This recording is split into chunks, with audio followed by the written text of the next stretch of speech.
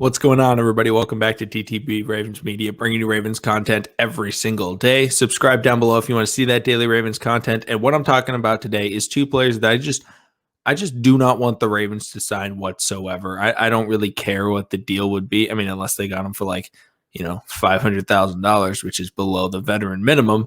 So I just don't want them to come to Baltimore. But I will say these are my opinions. If you disagree with me, that is absolutely okay. Please let me know down in the comments. Give your case for these players if you're a big fan of them, because these are two players. I think I've seen a ton of Ravens fans talk about how they want the Ravens to bring them in. They want the Ravens to sign them. And I'm just not on board. I just don't really want them in Baltimore. I just feel like there are better options, better way to spend the money. And these are those players. So first off, I'm going to get into Antonio Brown. I don't want Antonio Brown. Antonio Brown has all the talent in the world. He is one of the hardest workers in the NFL. But I'm sorry, but the dude is crazy. And he could potentially destroy the Ravens locker room. And this Ravens locker room is very tight, very close. They're all, from what we see, on the outside. I'm not in the locker room, so I don't know. But it seems like they're all pretty darn good friends. But Antonio Brown went into Pittsburgh, he went into Oakland, and he destroyed the Pittsburgh locker room. He imploded the Killer Bees. Which Ravens fans, we love that he did that. And then in Oakland, oh my goodness, that was just crazy. But then, I'll look at the kind of arguments people will say. He's been better in Tampa Bay. Yeah, he played very well in Tampa Bay. He didn't destroy the locker room. There were no incidents that we heard about. But he's playing with Tom Brady. He's living with Tom Brady. Tom Brady is maybe the greatest leader in sports history, up there with the guys like Bill Russell. Okay? The Ravens don't have that. I love Lamar Jackson. I absolutely love Lamar Jackson. But in terms of a team leader, I don't know. I mean, I think he is a leader. He's more of a, he's not super outspoken. He's a leader by example, and that's very good. But, I think the only two quarterbacks in the NFL that I would say would be able to get Antonio Brown to calm down and keep them under control are Brady and Russell Wilson. I think those two are probably just the best vocal leaders, able to build that community in their team. And I think the Ravens don't have that. Yeah, they have a player first coach in John Harbaugh, but Harbaugh's not going to be able to get Antonio Brown. But there's another option. We have Hollywood. So that's kind of the other side. We have his cousin.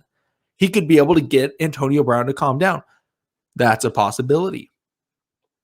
But I think a lot of Ravens fans are failing to consider the idea that what if AB comes to Baltimore and he influences Hollywood?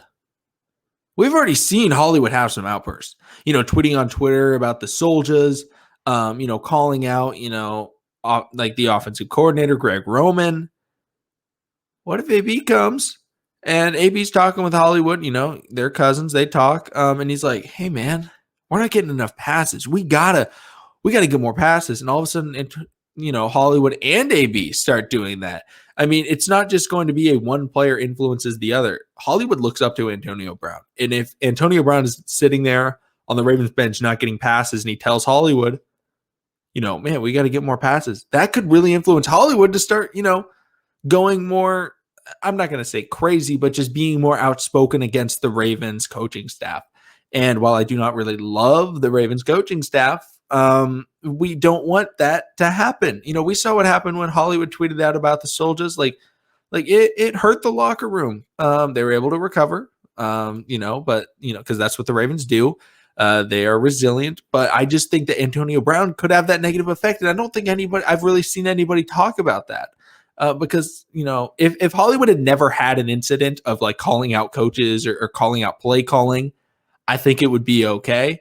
But because he's had incidents of being disappointed, calling out publicly, I think that it's too much of a risk to risk him starting to catch on to AB. And it wouldn't be like he's just going to go crazy or something like that, but he could just be much more outspoken, and that would hurt the Ravens in that sense. So Antonio Brown, very good wide receiver, very, very, okay, he's an all-time great wide receiver.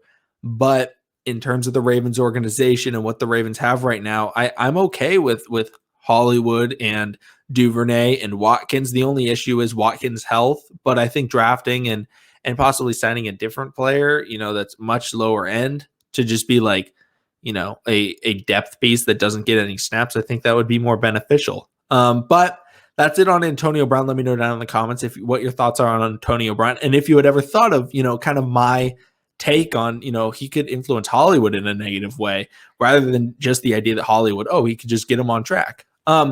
The other player is Melvin Ingram, and I think this may surprise a lot of people because Melvin Ingram has probably been, I've seen a lot of comments, I would love Melvin Ingram, and Melvin Ingram's interesting. I mean, obviously he played with the Chargers. He's a good football player. I'm not trying to say he isn't.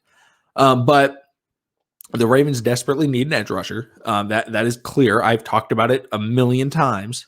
But you look at his 2017 to 2019 stats, and look, I'm not even bringing up last year's stats yet. You look at those stats, and you could be like, wow, Pro Bowler every year, 3 years in a row. He had 24 and a half sacks, and that, you get a guy, a little over 8 sacks this season, and you're like, okay, this is a guy that we can rely on. That's pretty similar to what like Justin Houston had. But then you look farther into it. The Chargers drafted a guy in 2016. What was his name? Joey Bosa. Joey Bosa from 2016 to 2019, but in missing 13 games, so almost about 3 full seasons, or a little more than 3 full seasons, he had 40 sacks. Joey Bosa was the primary edge rusher on that team. He was the one that commanded double teams, and Myles Garrett was the second option. He was a good second option, but he was the second option. And that is something that you do not want whatsoever. You don't want to bring in a secondary pass rusher. You look at guys like Leonard Floyd. Leonard Floyd had a great season last year.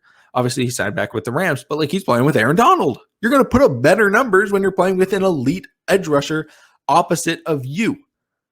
So I'm not trying to say Melvin Ingram is bad, but just that he was the Robin. And it's not like he's a young Robin. He's 31, 32 years old. So he's not going to all of a sudden just develop a ton of moves that he's going to be able to dominate with. That's not something that's going to happen. And in Baltimore, he wouldn't command double teams, but he would be focused in on by the offense because he would be the edge rusher. Every offensive coordinator looks at the opposing team's edge rusher before the games, and they make that scheme, and they'd be like, okay, their edge rusher is Melvin Ingram. All right. Okay, we don't have to worry a ton about it. Just focus in on him a little bit. We would double team him every once in a while. And that wouldn't really work, because he wouldn't really be able to beat those double teams at a crazy high efficient rate where it'd be like, okay, yeah, nice. No, he wouldn't really be doing that. He would be coming in and he would, struggle. I think if he went to Baltimore, I think his output could be about 4 to 7 sacks realistically. And, you look at what he did last year. I think he only played in about 7 games. He didn't have a sack. I'm not trying to knock him too much. I think that is an outlier. I'm not trying to say he had no sacks last year, he's horrible. No, he had an outlier season last year, but you look at Justin Houston, I believe in my video about top free agent edge rushers, I said Justin Houston's floor was 7 sacks. So I see Justin Houston's floor at the same level as Melvin Ingram's ceiling. Now, Justin Houston's ceiling, I believe I said was around 9.5 to 10 sacks. That is way better. And also, you look at Justin Houston, he's been the number 1 pass rusher in his career. Back in Kansas City, was playing alongside Tamba Ali, or even in the Colts last year. They had just a very good defense all around. But I guess Justin Houston was their primary edge rusher. They do have Darius Leonard as an outside linebacker, but he's not really an edge rusher. So why would you sign a guy that's about the same age, that has a lower ceiling, or has the same ceiling as the other player has the floor, and they cost about the same amount of money? Let me know down in the comment section down below what your thoughts are on Melvin Ingram and what your thoughts are on Antonio Brown. But I just think that there are better options. Now, if every other edge rusher was signed, then I would be like, okay, let's bring in Melvin Ingram. But if there's other guys available on the market, then the Ravens should absolutely go after those other players. And I'm no longer on the like Jadeveon Clowney hype train. I think he would be solid. I'd love him as a second edge rusher, but I really want Justin Houston. I just think he's a much better option. And his floor is just pretty high. So let me know down in the comments your thoughts are on. Remember, these are my opinions. These are not, as they say, actual factual. So thank you everybody for watching. I will say I've got some big news coming up really soon. Hopefully next week, I'll be able to announce that type of stuff. But if you're following me on Twitter, I've been kind of teasing it on there. So thank you everybody for watching, and I'll see all of you again tomorrow.